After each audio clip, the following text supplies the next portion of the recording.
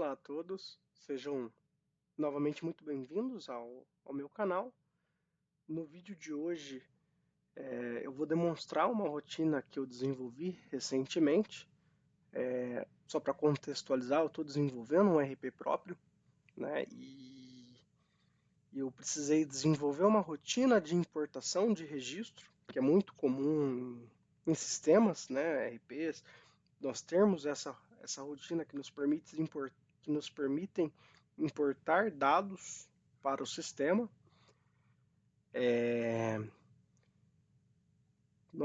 Dentro desse RP, né, e de qualquer outro RP, vão ter diversos tipos de registros e eu não queria ter que fazer uma implementação, né, única para cada tipo de registro. Vou importar funcionários, vou lá e crio uma função para importar funcionários. Vou importar produtos, vou lá e crio uma rotina para importar produtos. Então eu queria algo mais genérico que eu pudesse replicar, então desenvolver uma vez só e replicar para as outras funções. Acabei demorando umas 2 semanas e meia nisso.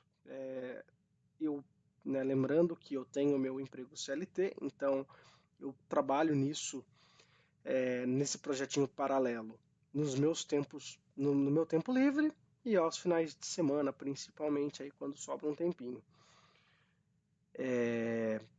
Essa rotina, né, o sistema eu estou desenvolvendo utilizando Java, né, Spring Boot. Essa já é a segunda vez que eu estou gravando esse vídeo. Eu tive alguns probleminhas técnicos nas primeiras vezes. Então, eu estou utilizando aqui, eu criei, só para falar para vocês, eu modularizei ele. Então, eu tenho aqui o meu sistema, né, as pastas do sistema, do projeto. Então, eu modularizei a rotina de importação e eu modularizei a rotina de log do sistema. Ambas as duas eu estou usando o Reflection do Java, né, para ser algo mais genérico, que eu consiga trabalhar independente do tipo de registro, independente do campo. E eu estou trabalhando, criei anotações próprias minhas, né, para mim usar dentro do sistema. Na rotina de importação, eu criei essa annotation chamada importable, que ela é para o tipo field e para o tipo type. O type é o tipo class. Se a gente vir aqui na minha entity do funcionário, eu anotei aqui a minha classe com importable, dei um nomezinho mais bonitinho, esse nomezinho aqui ele vai aparecer num select, e os meus campos, que eu quero que sejam importáveis, veja que o ID eu não anotei, eu marquei meus campos como importable, e esse auditable é da minha rotina de logs. Então, se eu alterar a matrícula desse funcionário, eu vou salvar lá na minha tabela de alterações, né, de log de alteração, que o Marcos, no dia 18, às 5h53, alterou a matrícula do funcionário XYZ. Então, eu fiz anotei todos os campos que eu queria, né? O funcionário não foi o meu piloto, né, para os testes. Para os testes eu estava usando essa rotina aqui que tem menos campo, que é verba trabalhista. Então aqui no último teste aqui, eu reprocessei o arquivo e a coluna de código ela é única e foi onde estourou esses errinhos aqui. Então daí deu esse errinho aqui, ó, um erro não tratado ocorreu, porque eu ainda não adicionei a tratativa. Eu estou tratando só quando essas constraints aqui são violadas, né? Not null, not empty, size, mas no caso de duplicidade, eu ainda não tratei. É um dos casos que é importante o usuário saber porque ele está recebendo esse erro, senão ele vai abrir um chamado para TI. Mas abrir um chamado, o que eu vou fazer é abrir o log do sistema e ver o que está acontecendo e vou poder reportar para ele que ele está tentando importar um arquivo que já existe e esse registro é deveria ser único. Então, dentro aqui eu tenho os meus controllers, né, onde eu exponho alguns endpoints para o front-end se comunicar. Tenho alguns DTOs, né, para transitar ali entre as telas do meu front-end para o meu back-end. As minhas entities, né, que eu tenho aqui a import task template, import task mapping. Já vou mostrar para vocês isso também lá no front-end, como que isso aparece. Tenho a minha annotation, tenho aqui as minhas camadas de acesso a dados, que são os meus repositories, e a minha camadinha de serviço, que é onde toda a minha lógica, né, acontece. E aqui specs, que é para mim, para facilitar o acesso a dado, então eu uso specification, né, para acessar o dado junto com o JPA. De forma rápida, essa daqui é a minha classe mais importante, que é a camada de serviço do import task. Então aqui é onde funciona a parte, está encapsulado aqui a parte de importação de arquivo, né? Eu subo o arquivo, jogo ele para uma pasta temporária primeiro, depois, né? Aqui, né? Mostrar aqui no front-end para vocês. Aqui na importação de registros, né? Esses registros aqui é através dessa rotina que eu pego. Então eu busco dentro da minha pasta de entities, eu vou pesquisar todas as minhas classes que estão anotadas com importable. Eu posso ter uma entity que eu não quero importar, que eu não quero que ela seja importável, né? E verifico se elas estão, né, se elas estão anotadas, e eu pego aquele nomezinho, né, mais amigável que eu dei para ela. E a partir dele eu trago aqui para o front-end. Então, dando sequência aqui, eu seleciono meu arquivo, seleciono meu delimitador e envio. E aqui é onde eu vou mapear, né? Do lado esquerdo eu tenho os cabeçalhos, do arquivo. E aqui do lado direito eu tenho os campos. Então aqui, todos os campos que são anotados com importable, eles aparecem para mim aqui. E veja que o campo, né, eu movi uma vez, eu não consigo mover outra. Diferente daqui, que eu consigo, se eu quiser, eu posso ter eu posso reaproveitar o campo em mais de uma coluna, né? Houveram alguns casos ao longo da minha carreira que eu precisei, né, ter essa opção. Então tá aberto para o usuário do sistema. Mapeei, né, fiz todo esse mapping. Veja, temos bastante campos, podemos ter ainda mais. Vou ter que fazer isso toda vez? Não. Então aqui é possível salvar o template, né? Eu dou um nome para ele, posso falar se ele é público ou não, né? Se for público, todos os usuários do sistema conseguem utilizá-lo também. Eles ficam aqui, né? Templates de importação. E para iniciar o preenchimento de algum deles, é só vir aqui e clicar. Ele já preenche para mim qual que é o tipo de registro, qual que é o delimitador. Eu simplesmente só seleciono o arquivo e já tenho todos os mappings. Então aqui eu tenho um template, né, import task template, e aqui nesse mappings é onde eu tenho, né, todo esse mapeamento, né, de cabeçalho do arquivo para campo do registro. Esses campos aqui que estão, né, que eles estão fora do padrão, eu ainda vou achar um íconezinho bonitinho para eles, mas eles são classes, né? Classes que eu criei. Eu tenho o gerente, por exemplo, ele é do tipo funcionário. Eu tenho um cadastro de empresas no sistema, tenho um cadastro de turnos.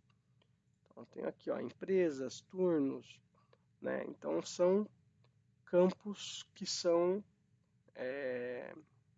não são tipos do Java, né? São classes que eu criei. Vou pensar num íconezinho bonitinho para colocar aqui para eles, daí ele vai voltar no padrão. E aqui é só clicar em importar. Então, se a gente ver aqui, ele já, como é um arquivo pequeno, ele já processou, né, às 6 horas. Vocês provavelmente não tinham visto, mas eu tinha 4 registros aqui, eu estou reprocessando. Edmara é a minha esposa, então eu criei aqui um registro para mim. Estou recriando ela toda hora, então temos 5 registros. Então, se eu vim aqui novamente, templates, funcionários, seleciono o arquivinho que eu quero, enviar, importar, né, processando, concluído. Novamente, se eu voltar aqui, agora temos 6, né, registros. E ele traz tudo bonitinho da forma que foi preenchido. Então, aqueles campos que eles são registros, né, como eu falei, eu venho aqui, eu posso selecionar quem que é o gerente. Aqui eu só tenho um turno cadastrado, mas poderia ter mais turnos, né? A ideia é que o sistema possibilite escalas, né? Empresa, o sistema é multi-empresa, eu posso ter, né, a empresa principal, outras subsidiárias, né? Então, de forma resumida, né, essa é a rotina, né, que tomou aí 2 semanas do meu tempo. Não foi difícil desenvolver, quando eu já sabia o que eu queria. Fiz bastante uso de IA no desenvolvimento, então conversei bastante com o chat GPT, mas aqui não tem código 100% gerado pela IA, né? Assim, 100% gerado nenhum. É importante porque a gente precisa conhecer o nosso código, né? Eu preciso saber o que está acontecendo aqui, eu preciso saber o comportamento esperado. Então, toda essa parte da lógica por trás, o que cada parte do código está fazendo, quais são as exceptions que eu estou tratando, se ela tem tratamento diferente. Na parte do. Por exemplo, aqui eu estou executando, aqui é onde a principal lógica acontece, dentro dessa função, dentro desse método, né, que ele faz a movimentação do arquivo e também inicia o processamento de linha a linha, né, do registro.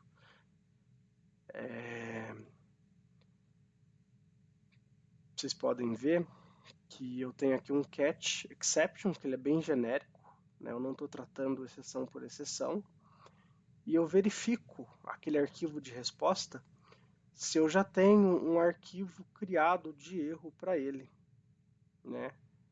Aqui, ó, verifico se ele já existe, né? Se ele não existir, né, eu crio, né? Vou criar o arquivo e vou setar. E aqui esse error lines é para cada erro que acontecer. Aqui em cima é onde eu pego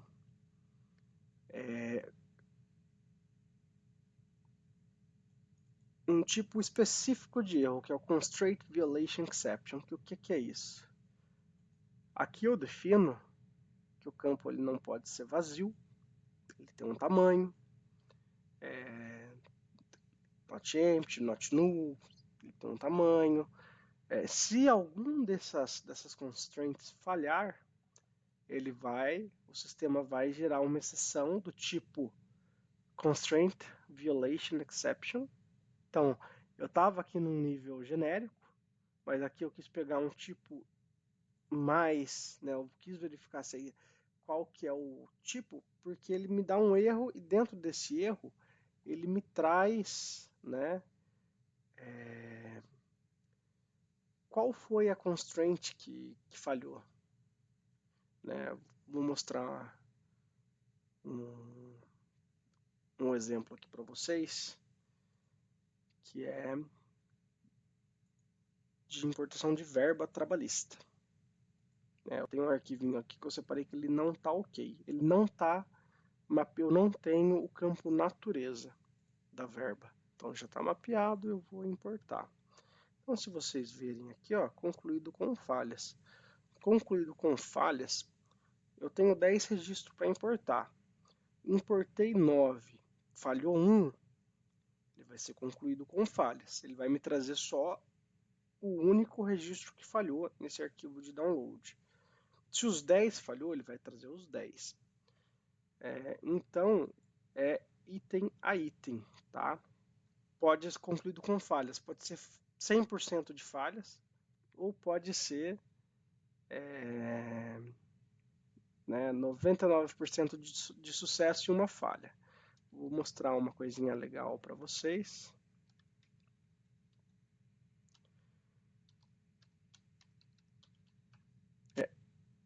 Inclusive eu vou trazer aqui na tela, ainda não adicionei, mas eu vou mostrar para vocês como que isso está no banco de dados.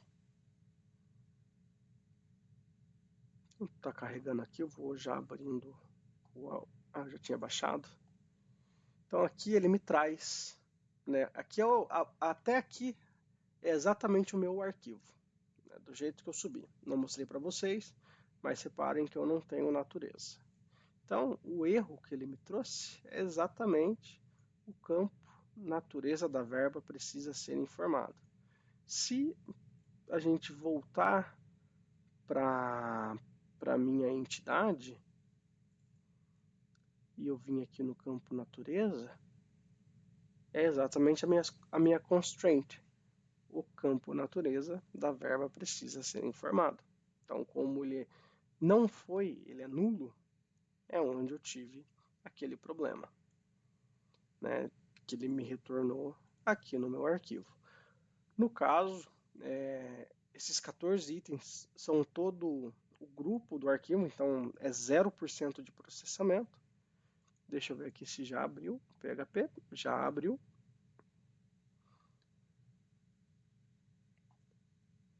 Então aqui eu tenho aqui minhas tarefas. Então a última tarefa que eu rodei foi a 18.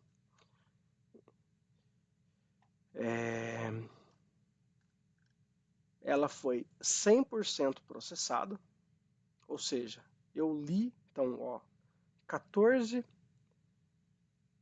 registro, ó, número de registro, 14. Número de falhas, 14. Eu processei o arquivo inteiro, né? Eu não pulei nenhum por algum motivo, tá? Eu processei ele inteiro, mas todos falharam. Se eu tivesse tido algum sucesso, viria aqui, sucesso 1, falha 13, entendeu? Mas o arquivo, ele foi 100% processado, né? O processamento foi 100%, falhou por conta que o arquivo, né, tá faltando ali uma coluna importante, uma coluna mandatória do sistema. Aqui, a primeira importação que eu fiz, depois todas falharam, né? Então a primeira importação que eu fiz das verbas, eu tinha 14 sucessos. E isso daqui eu vou incluir também depois, também vou incluir na tela do sistema. No caso, aqui vou trazer quantidade de registros lidos, com falha e com sucesso. Então é isso, pessoal. Com isso a gente conclui o vídeo de hoje. Não vou entrar muito no detalhe, né, do código, mas eu usei, né, basicamente tudo que é padrão do Java, não estou usando nenhuma biblioteca externa para fazer isso, né, então é tudo código nativo.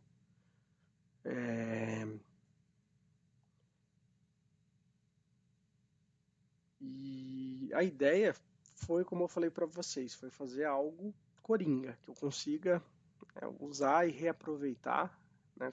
Então eu tenho aqui essa, esse método que é o meu principal. Esse outro aqui é onde eu faço as conversões, né? Eu faço conversão dos tipos de dados que eu tenho dentro do sistema, né? String, integer, long, double, aqui no caso local date time, trabalhando com diferentes tipos de formatação de data. E aqui é quando ele é uma classe, porque aqui eu faço, né, o find by ID dela. Eu criei algumas convenções, né, então eu tenho aqui o nome da minha entidade, quando a camada de serviço é, por exemplo, Payslip Code Service. Então, através desse padrão que eu defini, eu consigo prever isso dentro do código e vir aqui e eu quero substituir dentro do path, né, do path aqui da arquitetura de pasta. Aí eu quero mudar de entity, quero mudar para service e eu quero concatenar a palavra service no final do nome da minha classe. Daí com isso eu consigo pegar qual que é a minha classe de serviço, né, e criar o service bin e a partir dele, né, invocar os meus métodos totalmente sem instanciar diretamente a classe X, a classe Y, a classe Z, né, tudo isso trabalhando aqui com os tipos, né, mais primitivos, né, do Java, que é o Object, que todas as classes herdam de Object. Então é isso. Espero que vocês tenham gostado do vídeo, né? Novamente, caso tenham alguma dúvida, podem me mandar mensagem, pode me adicionar no LinkedIn.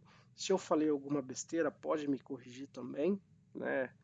Depois eu até me retrato em vídeos futuros. E espero que tenham achado, né, útil, apesar de eu não ter entrado muito a nível de código, mas mostrando um pouquinho das maravilhas que dá para a gente fazer se a gente se dedicar um pouquinho de tempo. A gente consegue fazer um negócio robusto, né, totalmente, né, replicável, eu consigo facilmente replicar para outras classes. Só vim aqui colocar um importable, não preciso fazer uma implementação específica para esse tipo de dado, né, e salva tempo, né, de desenvolvimento futuro, fica mais fácil de dar manutenção, tá? E é isso. Tenham um bom dia, uma boa tarde, uma boa noite.